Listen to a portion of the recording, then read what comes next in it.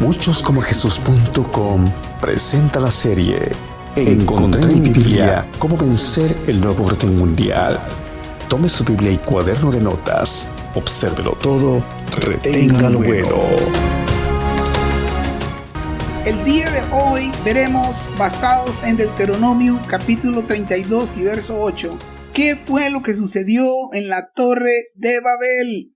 Estoy hablando acerca de la caída de los Benei Ha-Elohim que sucedió en la Torre de Babel, lo que yo llamo la caída número 3 de estas entidades o de estos ángeles, como nosotros decimos, y cómo esas entidades altamente poderosas e inmortales se rebelaron en sus corazones contra su Padre eterno, queriendo ser como Dios, entre comillas, en los lugares celestiales, pero ellos no descendieron al planeta Tierra.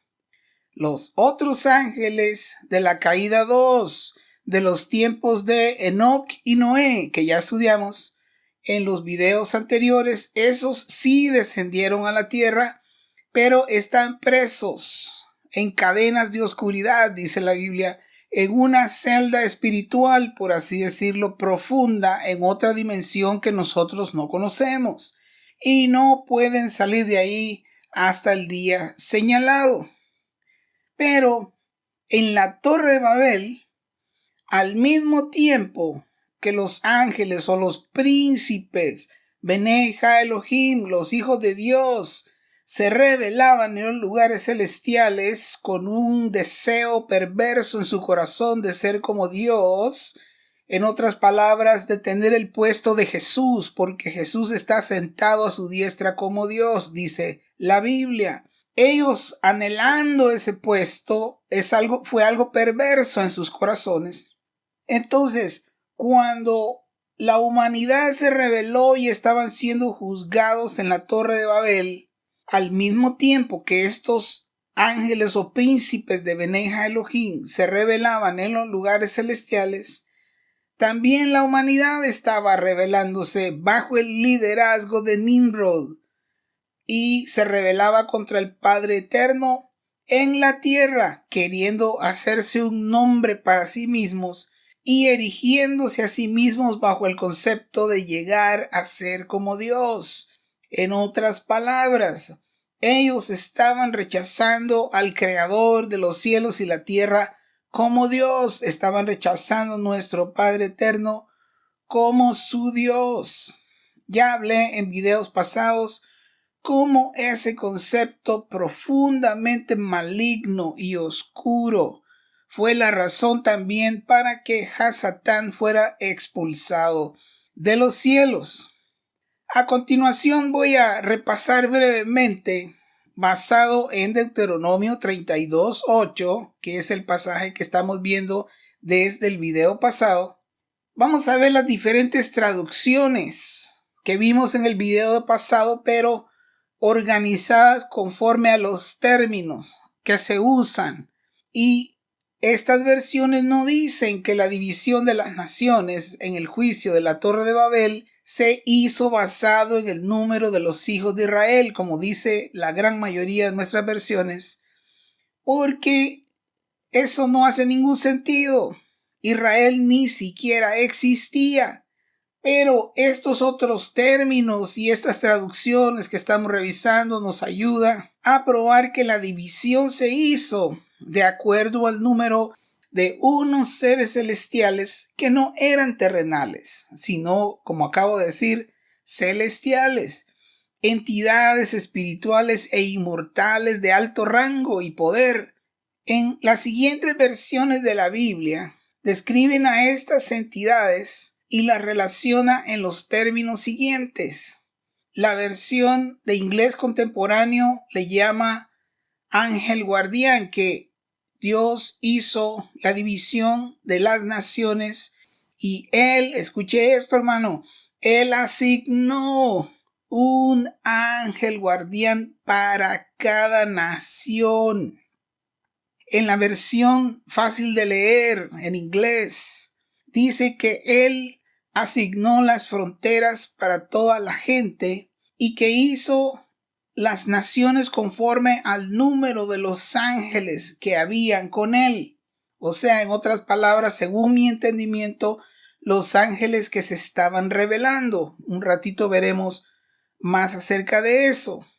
En la traducción de las Buenas Nuevas, la expresión que se usa en la interpretación del verso de Deuteronomio 32:8 dice que él le asignó a cada nación un ser celestial. Mire usted, hermano, es importante que vayamos asimilando esos términos. En la versión, la Biblia viviente en inglés, dice que él dividió el mundo en naciones y le dio a cada nación un ángel supervisor. Ya hablamos acerca de eso, los watchers, los vigilantes, los supervisores, y vamos a ver algunos ejemplos bíblicos acerca de eso en un momento. En la versión de El Mensaje, la Biblia El Mensaje en inglés, dice de que él dio a las gentes las fronteras y lo puso bajo el cuidado de guardianes divinos.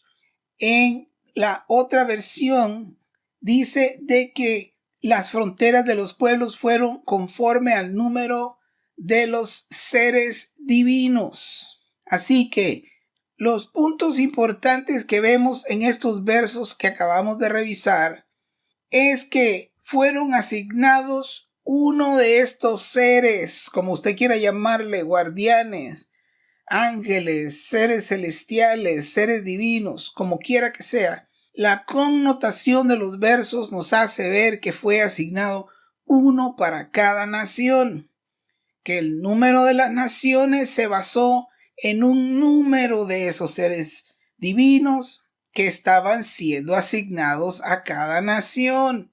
Y según algunos expertos, como ya mencioné en el video pasado, estamos hablando de 70 a 72 naciones. O sea que si hubo un príncipe para cada nación, básicamente podríamos arguir que estamos hablando de 70 a 72 principados o príncipes, Benei Ha-Elohim, que se rebelaron y que estaban siendo asignados como dioses a las naciones rebeldes, hijos de Dios rebeldes como dioses sobre las naciones rebeldes que rechazaron a el creador de los cielos y la tierra, nuestro Padre eterno, como Dios.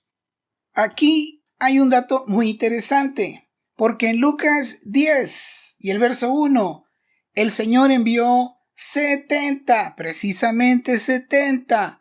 ¿Usted cree que eso es por casualidad? No, Él estaba enviando un mensaje, Él estaba preparando discípulos para ir a infiltrarse en todas estas 70 naciones de los principados. Cada vez que una persona nace de nuevo, está saliendo de la autoridad de esos dioses de las naciones, está saliendo de la cobertura de los principados y viniendo al verdadero Dios.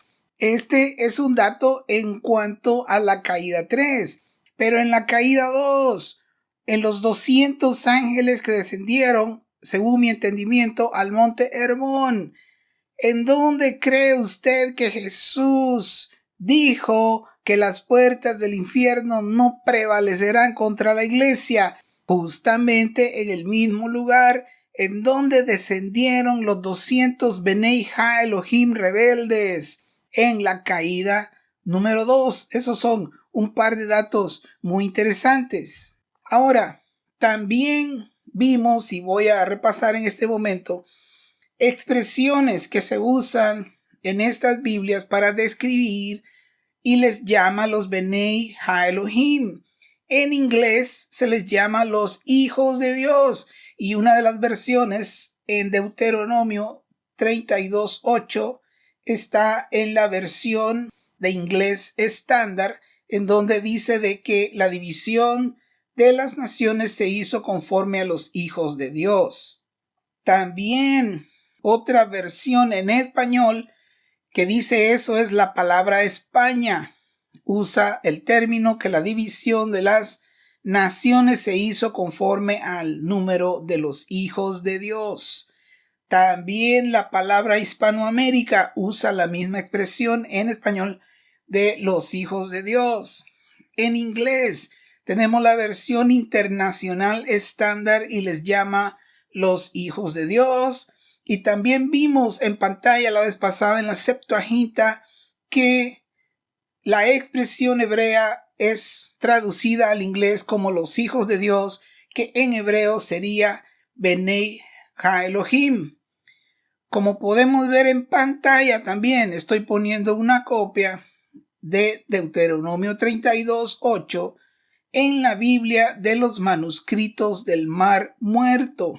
Y vimos ahí que la expresión que se usa está marcado abajo con amarillo el versículo y al final dice ahí marcado en verde los hijos de Dios, que viene del hebreo Benei Ha-Elohim, y eso ya lo vimos. Y también si usted nota más arribita en donde termina una frase que están poniendo las personas que están interpretando el hebreo, hacen una referencia al verso 43, pero antes de hacer la referencia, ellos ponen una nota diciendo que en el manuscrito que se encontró del libro de Deuteronomio en la cueva 4, especifica que en la expresión de los hijos de Dios denota que seres divinos sirvieron y fueron establecidos como protectores de las naciones. Y también dice después de eso que vaya a verse el verso 43, y el verso 43 en los manuscritos del Mar Muerto en Deuteronomio 32 es traducido hijos de Dios, que viene del hebreo Benei Ha-Elohim. Y esa nota refiere en el verso 43, da referencia diciendo en los manuscritos del Mar Muerto, invita a todos los demás dioses a inclinarse delante del Dios creador de los cielos y la tierra. Así que en hebreo vemos nosotros que estos son los Benei Ha-Elohim. Ahora, con respecto a eso de los Benei Ha-Elohim, Benei significa básicamente hijos. Elohim significa lo que la palabra que es usada hasta miles de veces en la Biblia para describir a Dios. Pero Elohim es plural, que significa dioses.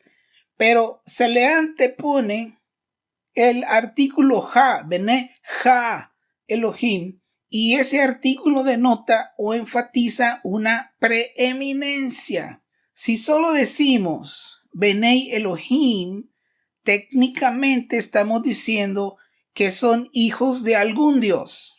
Pero al agregarle el término Ha, Benei Ha Elohim, es como decir que son hijos del Dios de dioses, por así decirlo. Está enfatizando Ha Elohim, es como decir hijos de el Dios, lo cual hace que inmediatamente en la mente de uno que sabe hebreo comprenda que se está refiriendo a seres que no son humanos, sino que son seres divinos, que son más que ángeles. Pero aparte de eso, debemos considerar seriamente que cuando la Biblia nos está diciendo hijos, que Él hizo las divisiones conforme a los hijos de Dios, eso es exactamente lo que quiere decir.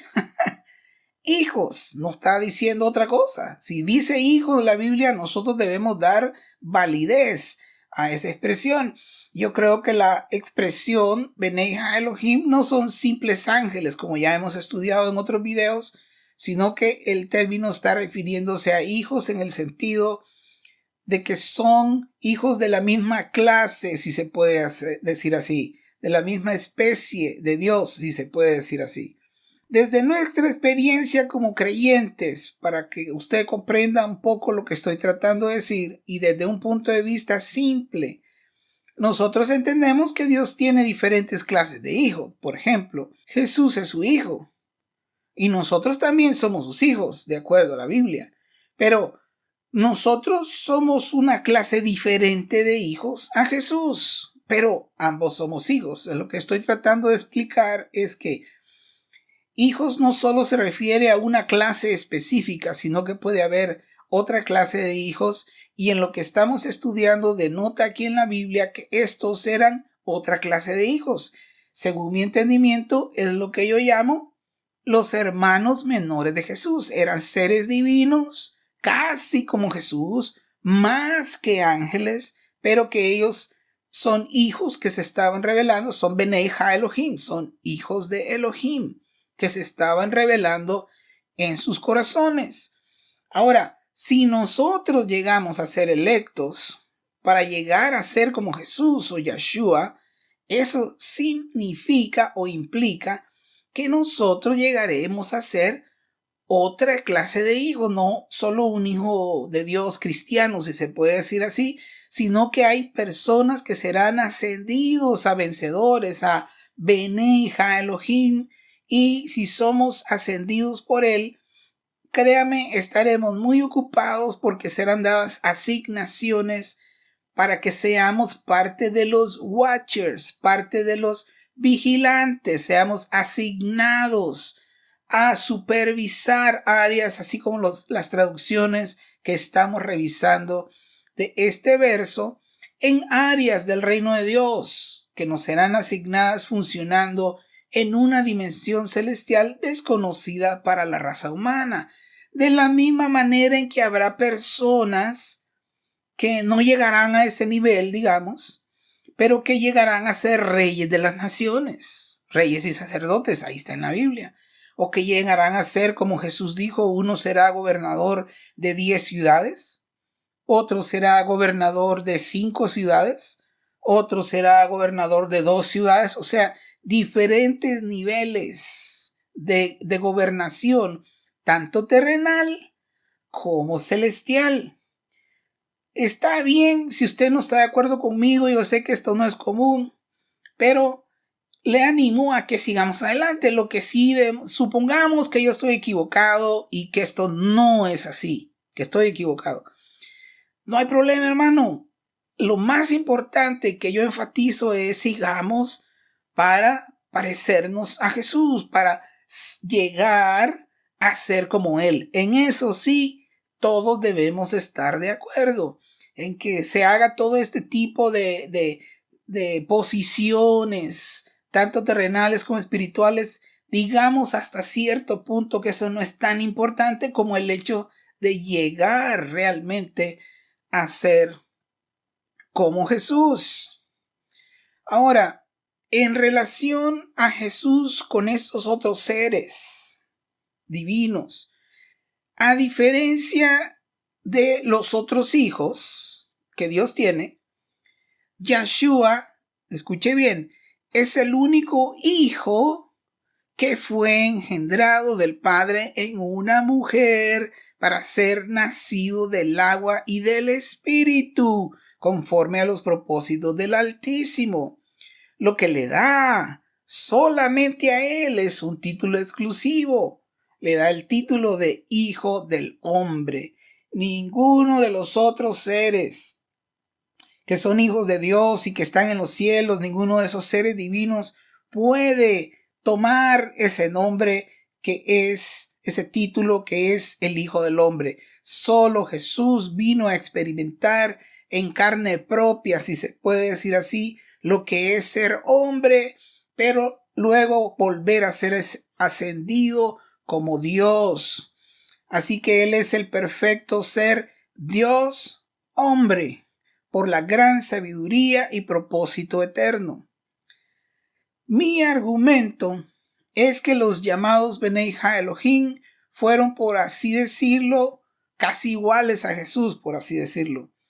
Así como ya estudiamos que los ángeles caídos o hijos caídos fueron creados especiales, poderosos hijos de la misma clase de Elohim, en maneras que nosotros no podemos imaginar. pero no fueron hijos engendrados como lo fue Jesús. Jesús sí pasó por un vientre materno, por así decirlo, pero ellos no, ellos solo fueron hijos creados por el Padre. Así que Jesús o Yeshua es el único hijo concebido o engendrado, pero no es el único hijo que Dios tiene.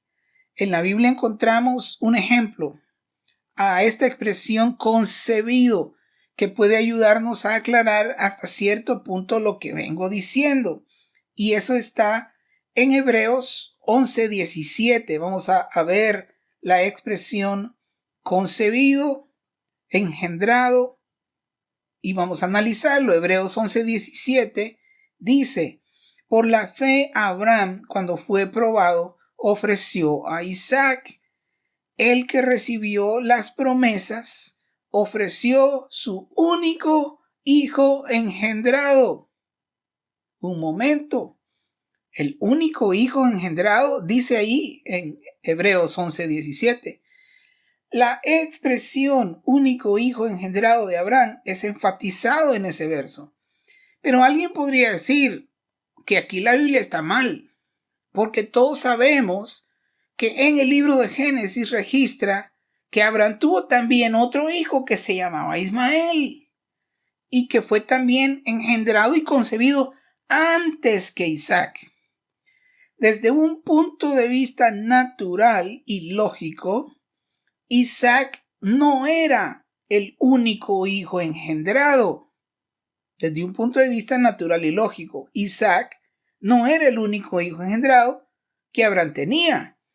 Pero Ismael fue nacido, por así decirlo, fuera de orden.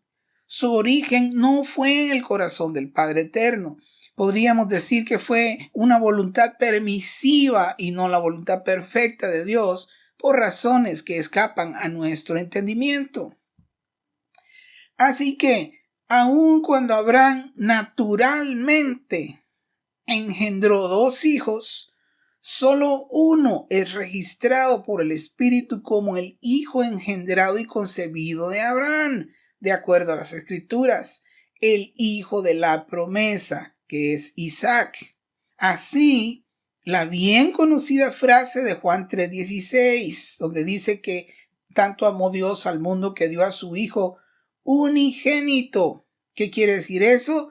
Eso no quiere decir que no tiene otros hijos, como acabamos de ver en Hebreos 11:17, el ejemplo de Abraham con sus 2 hijos. Solo uno es mencionado como engendrado, el único engendrado, pero no fue literal y físicamente así. De la misma manera, cuando en Juan 3:16 dice que de tal manera amó Dios al mundo que dio a su hijo unigénito, en otras palabras, fue el único engendrado de todos los hijos que él tiene en los cielos, de los Benei Ha-Elohim que ya hemos venido viendo en varios versículos de la Biblia. Jesús fue el único engendrado, el unigénito de Dios. En ese sentido, todos los demás hijos fueron creados.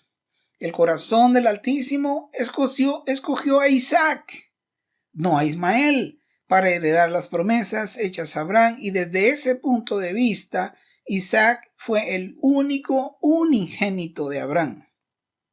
Ahora, teología es un tema muy complejo, y aun cuando yo no soy un experto, encontré una reveladora referencia literaria en cuanto a la expresión hijos de Dios en la Biblia. Hay un genio de la gramática que se llamaba Gesenius, el señor Gesenius Wilhelm, en Alemania en 1813, y él escribió un libro de gramática hebrea que se llama Gramática Hebrea Gesenius, ¿ok? Y fue originalmente publicada en Alemania en 1813. De acuerdo a algunos escritos, él fue un experto en hebreo bíblico, el hebreo original que no tiene comitas ni puntitos, todas las cosas que tiene ahora el hebreo moderno. Eso no existía. Este hombre era un experto en el hebreo original y antiguo. Su obra fue editada y ampliada por un hombre que se llamó Emil Couch, que es un alemán, y fue traducida al inglés por otro señor que se llama Arthur Ernest Cowley en 1910. La gramática hebrea Gesenius, el libro que él escribió, sigue siendo uno de los recursos científicos más importantes en la gramática bíblica hebrea, y él consideró el cambio de dicción del hebreo histórico bíblico como una corrupción. En otras palabras, el que le hayan agregado puntitos y comas para el hebreo que ahora usamos nosotros, él lo consideró una corrupción, y él literalmente explica acerca de la expresión Benei Ha-Elohim, o los hijos de Dios, en el Antiguo Testamento, cómo sigue. Y voy a poner eso en pantalla.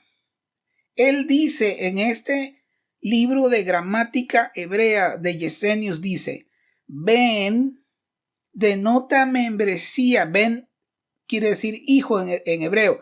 Ben denota membresía de un gremio o sociedad, ya sea de una tribu o cualquier clase definida. Aunque, explica él, Benei Ha-Elohim, mencionado en Génesis 6 y mencionado en el libro de Job, propiamente significa no hijos de Dios, dice él, sino seres de la misma clase de Elohim. Es lo que él dice. Pero ahora, la caída de estos principados, de estos príncipes, de estos Benei Ha-Elohim, ha abierto esa oportunidad para nosotros los humanos mortales por medio de Yeshua y su semejanza. Y ya expliqué yo en videos anteriores, en esta parte 5 desde el comienzo, cómo nosotros podemos participar y qué es lo que tenemos que hacer. Y hay otros estudios más que vienen que van a explicar con mayor detalle también los tratos personales de Dios para que nosotros logremos convertirnos en los vencedores, para que tengamos la oportunidad de correr y llegar a ser Benei Ha-Elohim, llegar a ser principados, pero de los buenos, no de estos caídos, para que se cumpla lo que Pablo habló en 1 Corintios 2:9, cosas que ojo no vio, ni oído oyó, ni han entrado en el corazón del hombre, nunca. Otra versión dice que nunca se ha cruzado por la imaginación del hombre. Son las que Dios tiene preparadas para aquellos que le aman. Continuaré con este mismo tema en el siguiente programa. Solo quiero recordarle que todo esto y más está disponible en mi página web y la información se comparte a continuación. Bendiciones. Toda esta serie ya está en su celular. Búsquenos en YouTube como Muchos como Jesús. Escríbalo todo junto, Muchos como Jesús. También puede visitarnos en nuestra página muchoscomojesús.com, donde encontrará todos los videos y los horarios de radio y televisión. Hasta la medida de la estatura de la plenitud de Cristo. Ese es el plan de Dios para vencer el nuevo orden mundial. No se olvide, búsquenos en YouTube como Muchos como Jesús y suscríbase.